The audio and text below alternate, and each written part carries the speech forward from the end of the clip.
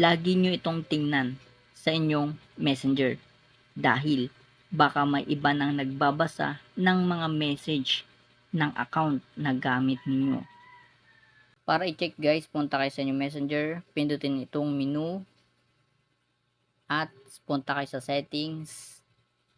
Pagkatapos scroll down kayo pababa at hanapin dito ang privacy and safety at pindutin itong end to end scripted chats at pindutin itong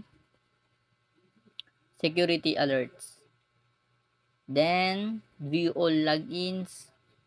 Ayan, so makikita nyo dito guys yung mga nakalagin dito sa inyong messenger, kung saan kung alam nyong kahinahinala na hindi kayo ang nag-login, ayan, pinutin nyo yan. Halimbawa ito, then sa baba, log out. Yan. Ganyan lang guys. So, thank you for watching.